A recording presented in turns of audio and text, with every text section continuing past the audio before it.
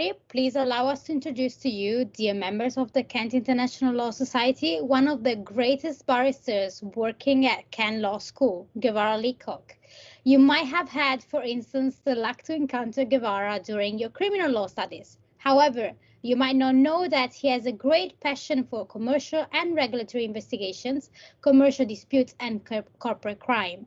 Before joining the academia, Guevara has been a practicing barrister for several years and has, therefore, a wealth of experiences that he is eager to share with us. Welcome, Guevara. Hello. Well, thank you very much. Thank you for the opportunity to share some brief thoughts about my life.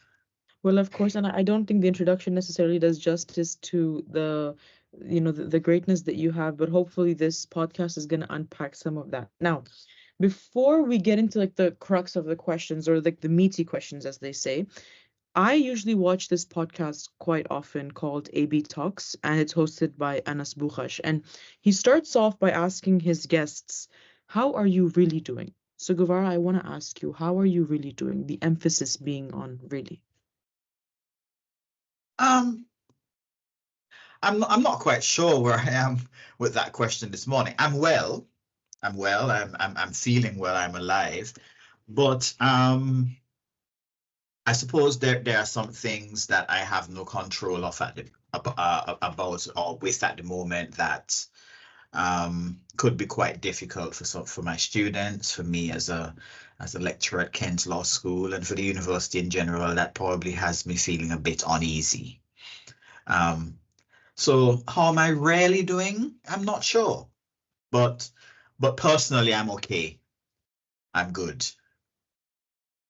That's interesting because there is going to be a question that we're going to ask you about separating that personal and professional aspect. But okay, you feel okay, but you're not sure. That's fair. I mean, I think the honesty there, I think that will resonate with people, that it's okay to not feel okay at times.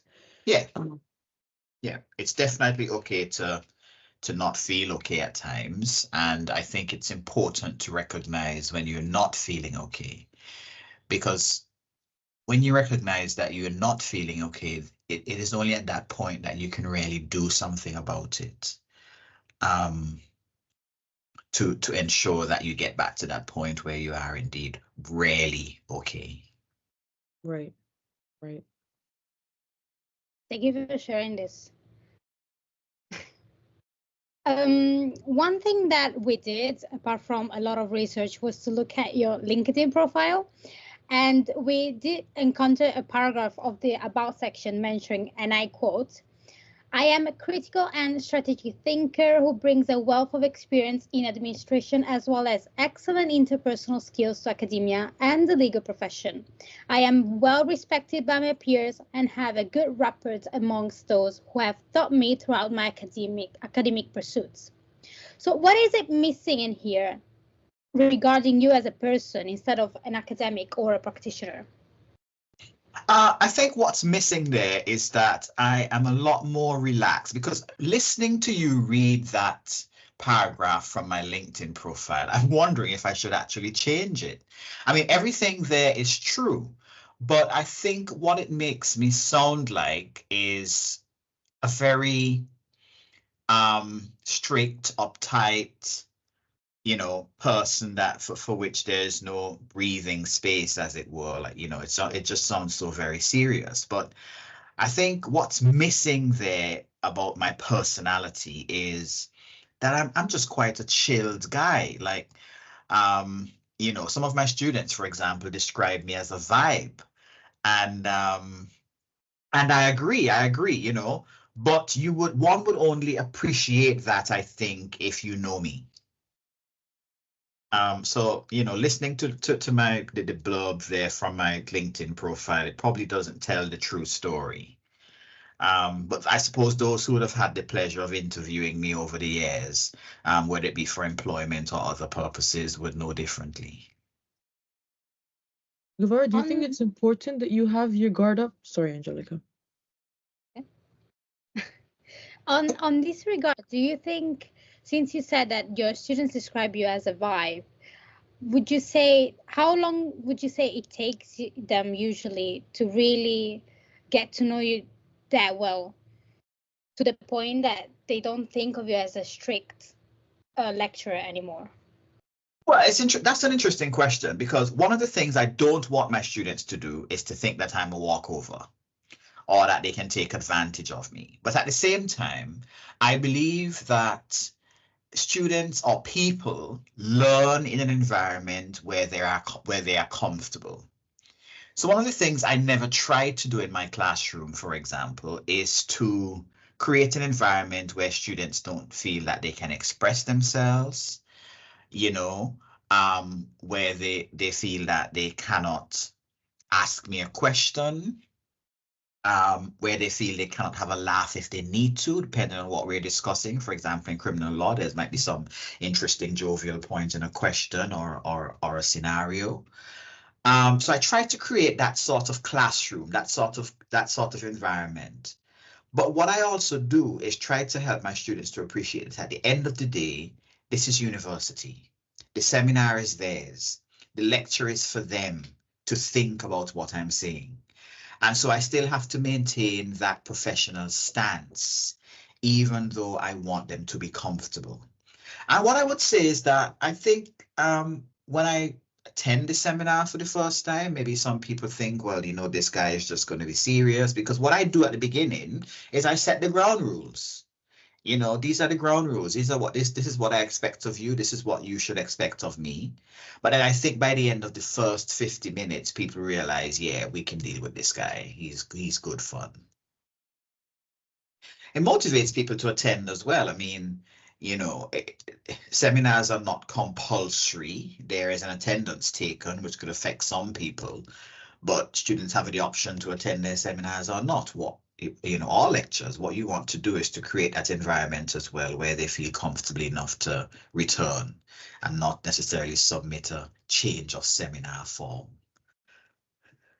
Thank you. And I appreciate it, because I have had the pleasure myself to have seminars taught by you. So I would say that everything you said is right. And indeed, at first, maybe you would say he's a bit of a strict person, maybe even personally.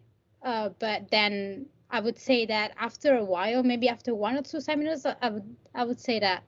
Right, so not the first 50 minutes then. That's interesting. But I do agree on the fact that you make people want to come back. At least for myself, I thought you were strict, but I thought you could teach me a lot. So that's why I had the pleasure to come back anyway. Yeah. And be tortured. Oh.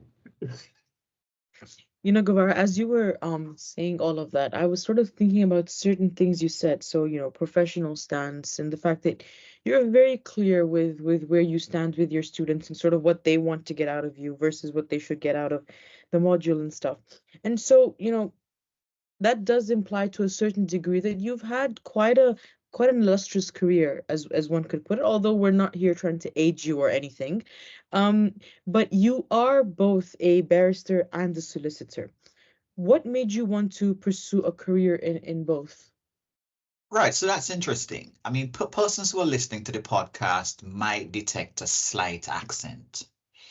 And that's because I am British citizen, so I am British as a result of my descent from my mother, but I was born and grew up in the Caribbean. The English legal system is the legal system that obtains in the Eastern Caribbean, where I'm from. And so basically it's the same thing, except that the legal professions there are fused.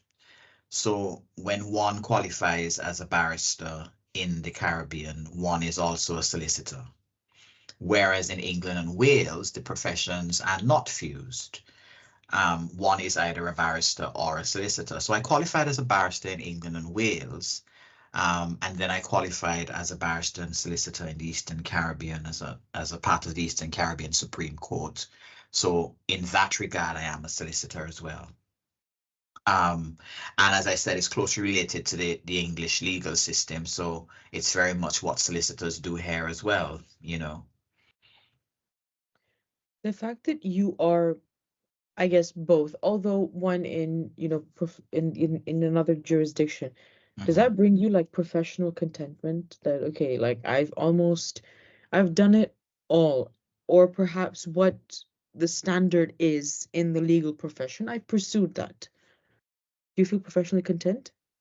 Yes, yes, I do feel professionally content. You know, you're right. You're absolutely right. The way you phrased it, I've definitely achieved the pinnacle. Any if there's anywhere to go now, it would be to be King's Counsel or a judge. And I must admit, I do not have those aspirations. So who knows? That wouldn't happen. I think there's talk, and it has happened. Lady Hale, for example, is an example of academics becoming judges. I am not quite sure how I feel about that, but it is possible for academics to apply to become judges. I suppose they bring a different perspective to the law. If you ever were to read one of Lady Hale's judgments, and this is, I like to talk about judges and judging, right? Because it's interesting how judges write their judgments and the way they think through the story that they're trying to tell before making the law. And that's how I phrase it. Is that you notice that Lady Hale would always depend on sources of academia whenever she's writing a judgment. And whether or not that is a good thing, I am not entirely sure, but it's possible. Interesting. That's quite an interesting comment. And I think reading back to some of Lady Hale's judgments, I do start to, recall those academic references. But yeah, that's quite interesting. Mind you, she also brings herself to the judgments. Yeah. So Lady Hale is well known as a feminist judge. And I think the point that she makes and people like Lord Kerr and others make is that one's ideology in life as a judge will definitely influence one's judgments. But one is not giving a Marxist judgment or a feminist judgment or a positivist judgment or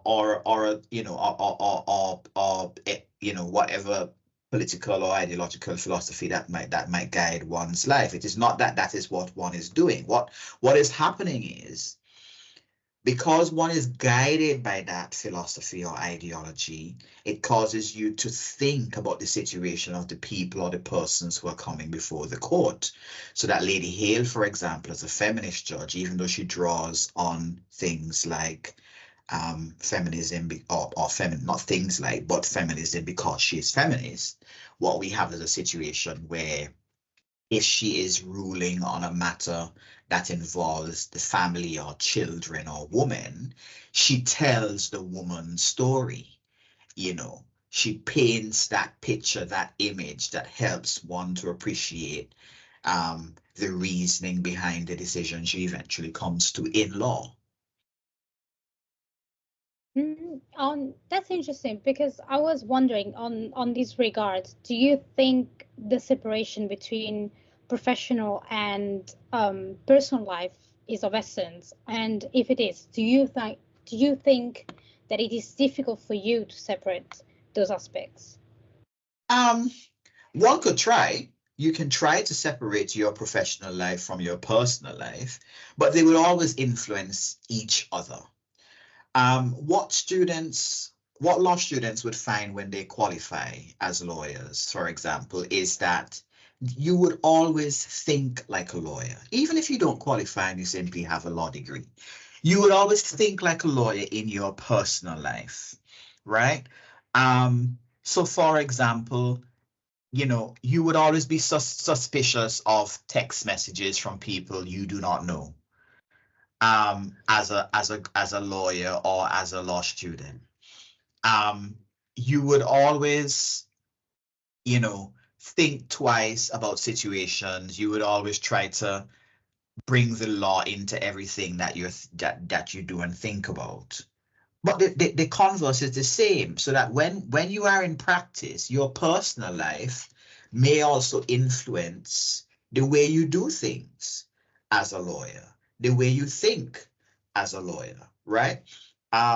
So for example, if one is a family law practitioner and is feminist, you would think about the impact of the family, right? Of the law that you're dealing with on the family. You know, even as a junior practitioner, you would think about that. You know, so for example, if someone is working at a particular supermarket and they're about to lose their job and you have to bring an employment tribunal claim for them, you would think this is not just simply employment law here.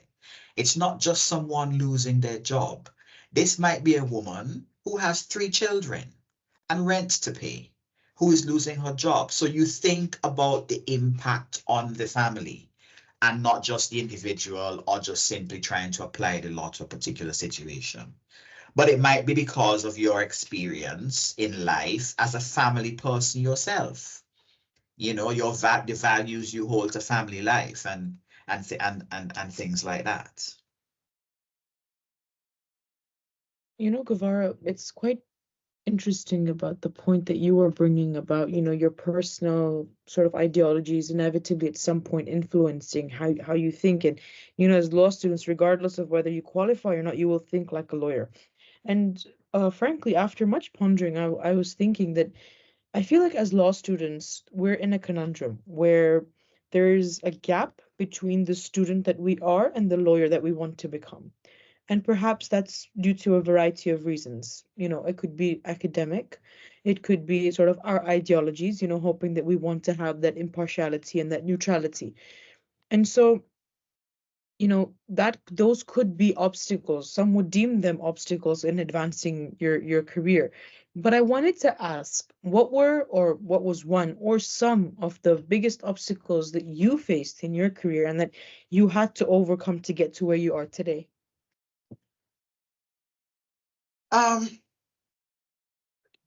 Well, I'll start by saying this, and this is in no way a brag or a boast. The obstacles were never academic. I mastered that. That was never the problem. I am not quite sure if where I studied law was a problem. I don't know. It is a problem for some people, right? The university that you went to, but I've never had issues with that either, right? So if there's anyone who's worried about that, it very well may not be a problem. For me, what was the biggest obstacle was, and this, it says a lot about the legal profession when you think about these things. It was my physical characteristics, right? So the fact that I am not white, and the fact that I do not have a traditional British accent, you know, things like that I found were hindrances. This as well might shock some people. I was hugely overweight when I came to the law. And in fact, I remember when I was looking for my job my first job as a lawyer, someone said to me, "You would never succeed if you do not lose that weight." And I decided to lose the weight. In fact, the Guevara that both of you know now is still a lot heavier than I was when I started practicing law, because I lost so much weight. And I remember the difference in the interviews at the time. You know, not when I'd lost the weight, my suits fitted better according to the standards of society. And you would hear people in interviews commenting about how well I looked. Whereas my friends would say to me, "You look so drawn," right? Whereas in the law, it was how well you looked because you were now thin, you know? So there were obstacles like that. And then I remember working in a law firm where someone said, "Your face doesn't match the place." That was actually said to me. right? Your face doesn't match the place. And to this day, I still can't work out what they meant, right, by that statement. And then you had other obstacles like my accent, and things like that. So I think the biggest obstacle for me, interestingly, were my physical characteristics, and I hasten to say that those issues still have not disappeared in modern day legal practice in England and Wales. Does it bother you that you can't work out what they meant? Clearly does, because I tell that story very often. So it clearly is etched into my mind somewhere that I do not know what they meant. I have my own beliefs as to why they said what they said, having looked around the office, but I never got an answer. I never asked for an answer. That was probably one of the issues. But I suppose it does bother me. It bothers me not for myself as well. It bothers me for other people. In fact, that same place, I remember we were having one of these things that you call an away day, employee away day. And one of the things that the senior partner said to the staff was, when he is recruiting people in an interview, he looks for people that look like him or that are like him. And again, I sat there thinking, what do you mean? Short, tall, slim, white? What do you mean by that? Bright? Intelligent? What are you looking for? But these are the things that people say without even realizing that they are potentially being offensive, right? And then we package it up in little boxes and we call it unconscious bias. Right? Was that one of the instances that motivated you the most, or one of the instances where you thought, that's it, like I want to throw the towel in, I cannot do this anymore? I did throw the towel in the sense that I left that firm. Okay. I left that firm and I went elsewhere, and it was totally different. It was totally different. So it's not a widespread problem, but my thoughts about things like that is that if it's happening once, it's too much, right? Because that should not happen in 2024, in 2013, in 2012, or whenever it was. That just should not be happening. Yeah, so I think that was my biggest challenge. It was never the academic or intellectual side of the law. In fact, in all of my work in legal practice, I have always been commended for my thinking ability, my critical reasoning skills, my understanding and approach towards the law, the fact that I know and think that law is about people, and I always look for how the law affects or interacts with people. I've always been commended for those things. So it was never about the challenge of the law itself. That has never been an issue for me. Brilliant answer. Thank you. So, just touching upon, the way you think and sort of the ideas and the thoughts that you have about things and how you approach the law, for example, that will inevitably transpire into the way students think as well about the law, especially if they have you as a seminar leader or, as a lecturer, or regardless if they interact with you. So I would like to say this, and I think it is safe to say that you're a very popular individual in the student community, in the sense that you do have a profound impact on students. At least, one of my friends, she really does, have high regard for you. And so, whether as a mentor or just being there for students, what made you want to make a difference in the student community? Did it stem from personal experience in the sense of what you wish you had when you were back in college or university? Yeah, well, firstly, let me say first off that you're telling me something that I genuinely don't know. or didn't know, but I do know now that I'm popular and that there are students who quote unquote, you know, like me very much. Because sometimes you get the sense that that is not the case. What inspired me, or what inspires me in the way I approach my job as a lecturer in the law school? Well, there are several things. I think first of all, I try to ensure that I teach the students it the way I want it to be taught, right? And that might be selfish because it's not about me, but I think the approach that I have works. It's about active learning. University, and I want to make this point very clearly because I think that some students come to university with a misunderstanding of what it is. University is independent learning. In fact, lecturers and students are studying together. We're all learning. That is the purpose of the seminar. The seminar the seminar belongs to the students, but we are sharing ideas with each other. One of the questions I ask very often in seminars is, what do you think about that? Even after the set question has been answered. What do you think about that? Is this a good question? Why are we thinking about this? Why are we talking about these things? I do the same thing for my lectures. I say to students, this is a conversation that I'm having with you. I'm not talking to you. We are having a conversation. I am sharing my ideas about this topic with you.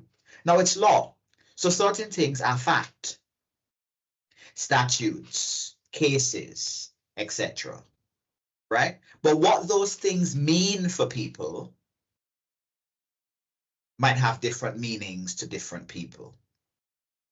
Right? So how the Loss of Self-Control Act applies to a man in distress as opposed to a woman is different. Right?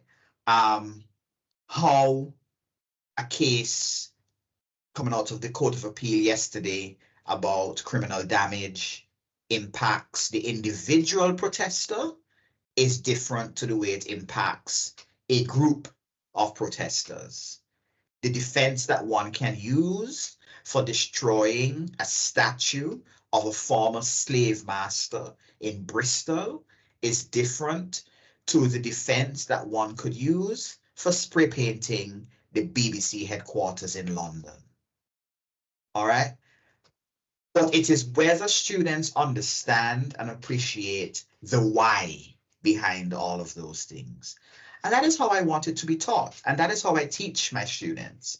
They must question things, but they must do so actively, right? So I firmly believe in seminar activities, for example, because I really believe that people only remember things if they are actively involved in it. If I came to a seminar and sat there for an hour and just did all of the talking, you would learn nothing. Right? But if students are involved in thinking about what they are learning and questioning what they're learning,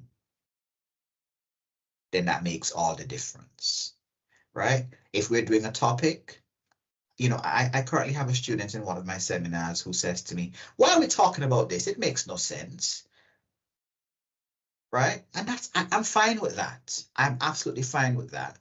Because what my aim then is to help that student to appreciate why he or she might be right and why we probably need to think about this thing using something else, or why they might be wrong. And at least in my view, and maybe to help them to appreciate what might be a better view, but not necessarily forcing them to appreciate that alternative view. I say to students all of the time, you can have an opinion on anything, just speak about it in a logical, sensible way, and people will go along with you. Very interesting. I mean, I'm a strong believer that active learning is the best way of learning anything really, law, a language, Yeah. whatever it is, because obviously putting it into practice makes you have to think about it, even if you don't want to, even without knowing it. Unconsciously, you have to think about it. And one of the things that maybe we do not think about is whether or not these things will make us succeed. Because I would say that probably when we go to law school or when we go to university in general, I think that we are too eager of becoming successful that we forget that, first of all, success is different to everyone. And secondly, that we are already successful in the moment because we made it. We are in university, we are able to study, which is something that I find very interesting. But I would rather now know what you think success is, because it might be different from my perspective, and I would like to know that. I'll answer your question, but I want to raise an issue from something you've just said. Mhm. I think it matters what your motivation is for studying law and where you went to law school. I think those two things are really important. If a person is motivated to study law Mhm. to become rich, that's the wrong place to start. The law is about people. It's about power and control in society. That's my view, right?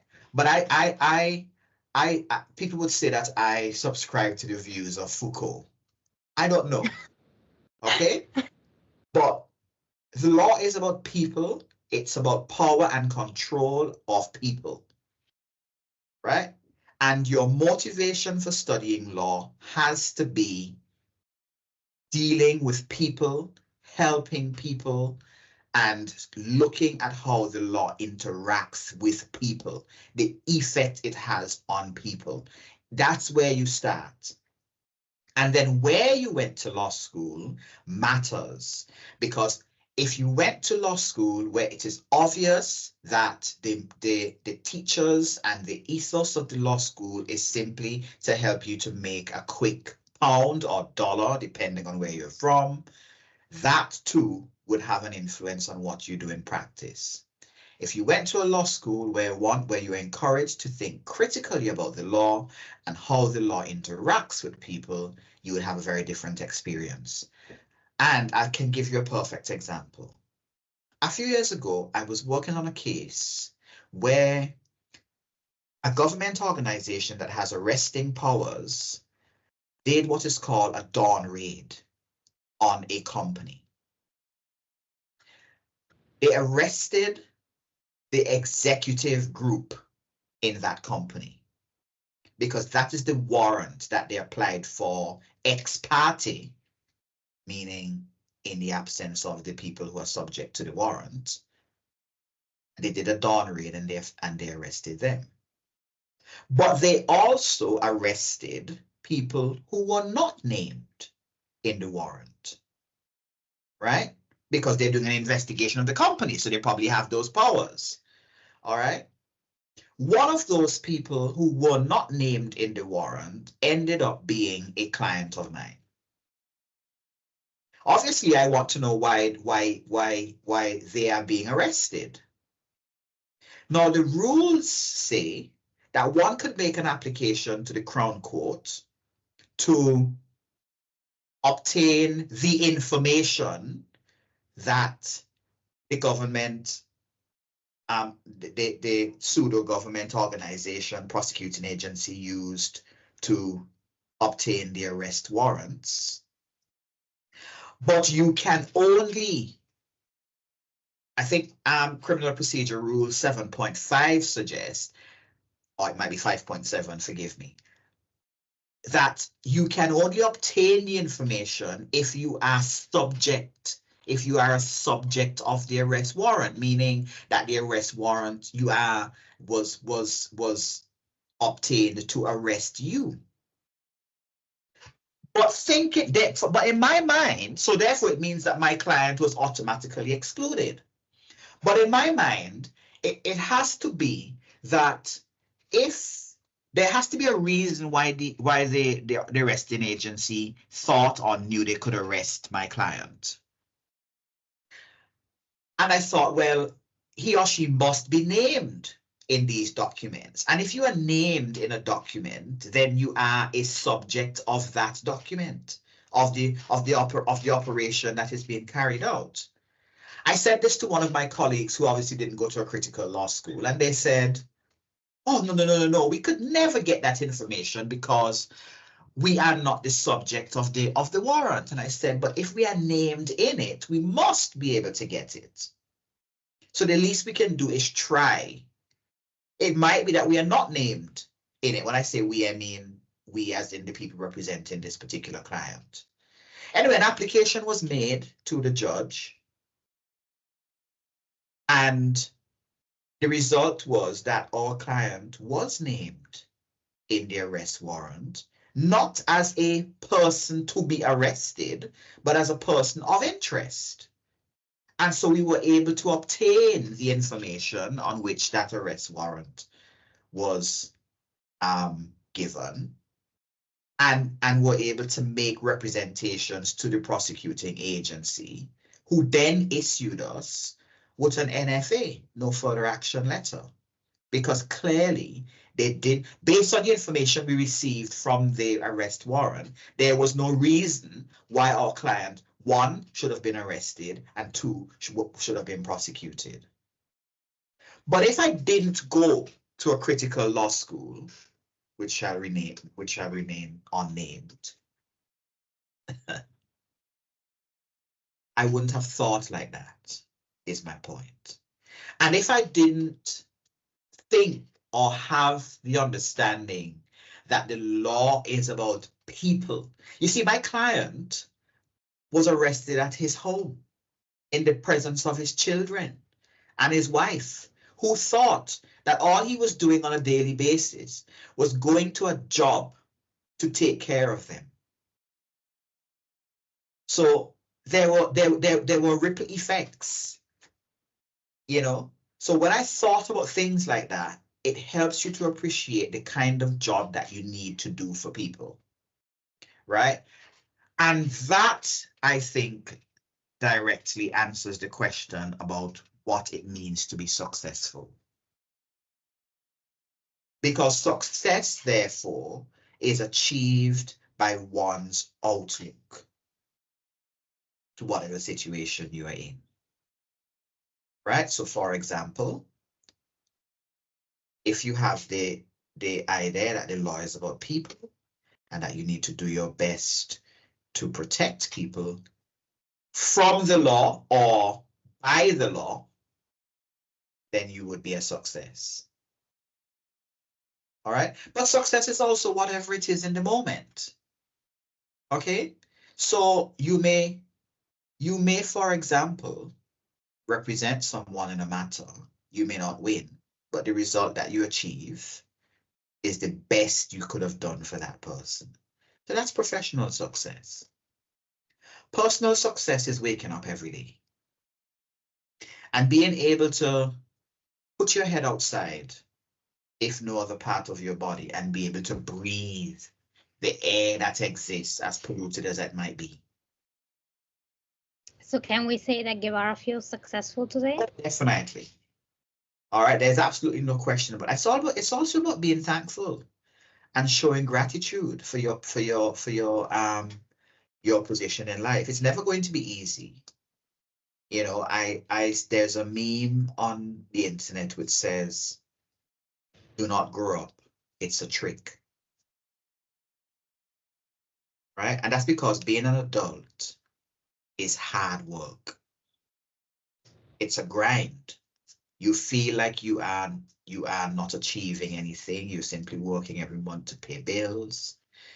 You're going on a holiday every year. You know, you're just living life in a cycle. It's difficult. It's not easy. But being able to do that is success. Because some people can't.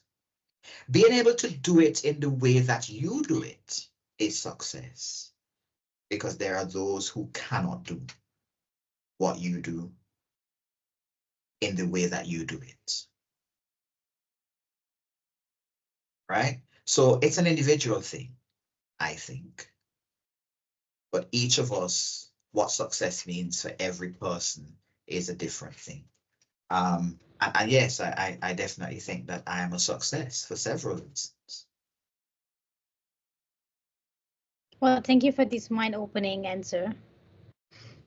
You know, Guevara, what you said personally put a lot of things into perspective, and you mentioned that one should be grateful. And although the question I'm about to ask kind of is contrary to that idea of being grateful, but do you have any regrets?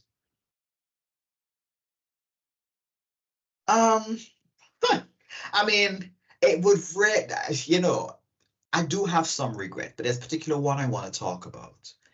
And it is probably counterproductive to what we're actually doing here. But is it? I don't know.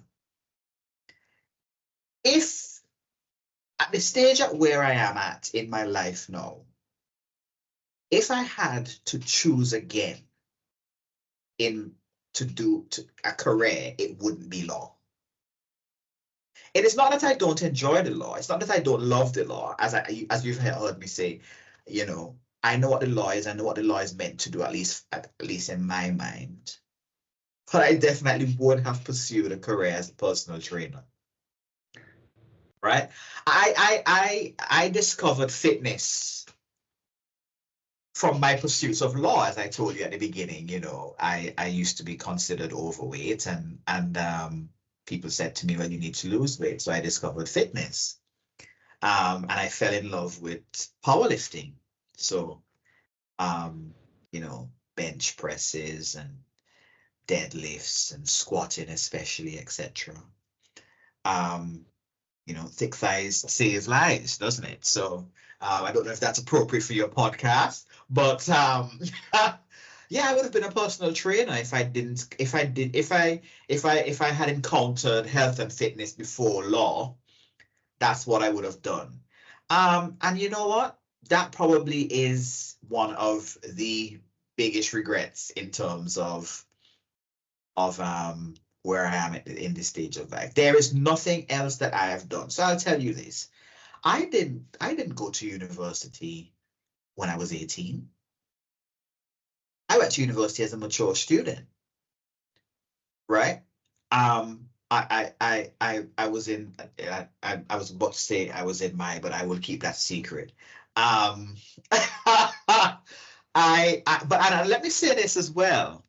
For people who are listening to this podcast, who see me, I am not as old as you might think, right? So those of you who are familiar with biology and the sciences, men bald from their mother, right? From your mitochondrial DNA, which is the DNA that your mother carries. And all of my mother's brothers are bald. So it was inevitable, right? Interestingly, my father and all of his brothers are also bald. So even though I don't get the gene from that side of my family, I've got a double dose of something going on there that probably the scientists haven't worked out as yet. All right. So I'm not as old as people think I am, but neither am I as young as some people might think. So I'll say that. But yeah, so I didn't go to university as an 18-year-old. I worked before. And I'm glad I did, because if I went to university when I was 18, I probably would have done something like sociology or something like that, English or something. And I hasten to say that those are very important disciplines in their own right. The humanities are extremely important to us as human beings and the way we interact with each other. So are the social sciences. And actually, I think that lawyers who have a background in the humanities and social sciences make better lawyers because they understand people. They have social and emotional intelligence, right? And I think that's really important. But yes, I came to the law after having had work experience, you know, and deciding that I want a career and I'm not bright enough to do medicine, so it had to be law. Right? That's really a terrible thing to say. Would you say that, are you sure in saying that you regret not pursuing a career in fitness? Can it not be that you're enjoying it so much now because it gives you a sort of break and balance from your professional life? That's a good point. I mean, you must have had some very good teachers in your first year. That's a really very good critical thinking point. You're absolutely right, because it is fitness. It is the gym that I use as a point of relaxation, right? As to de-stress, you know, to put the law and university teaching aside. And what is even more beautiful is that I do it outside of Canterbury. So, because I don't live in Canterbury, so driving away from Canterbury and going to the gym is so soothing. It is hard to describe here. Great. I personally also enjoy going to the gym, and that's why I also thought of it, because I do think it's a very great way of de-stressing. Yeah, because it's I absolutely completely agree with you. different from whatever you do studying and stressing about university. Yeah. Staying to wrap up everything now, I would like to ask you to describe yourself with only 3 words. I know it's kind of impossible for some people. Others think it's too many. I don't know, but I would like to stick to the 3 words. I am a vibe. Okay, I'll take that. I'm a vibe. I have absolutely adopted that. Get to know me. I am a vibe. You won't regret it. Guevara and hang out with him now. You know, What Guevara. about that?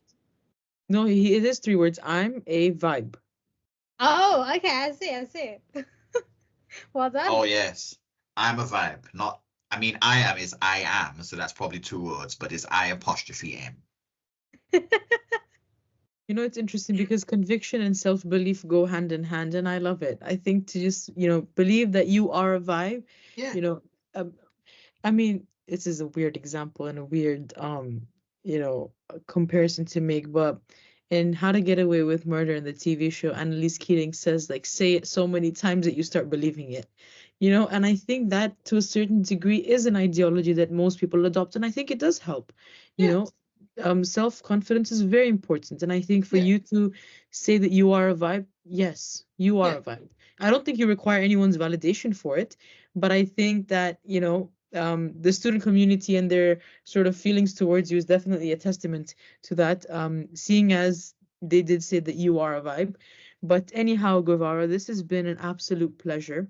It really has. I've enjoyed it more than I expected. It really has. So thank you for the opportunity. No, thank you for giving us the time. You are a very busy individual. I would kind of like a superhero per se, so giving us the time to have this conversation with you, it means a lot. And I think our members and students of Kent Law School are definitely going to enjoy the listen. Probably they might be listening to it whilst they're powerlifting. You never know. Trust me, do that. So thank you for your time, Guevara. And it's been, as I said, an absolute pleasure. Both Angelica and I are very excited to publish this. And yeah, thank you. Yes, and I apologize for my very boisterous laughing at times. It is one of my characteristics, unfortunately. Absolutely. No apologies. Yeah, thank you. Lovely. Thank you. Have a nice day.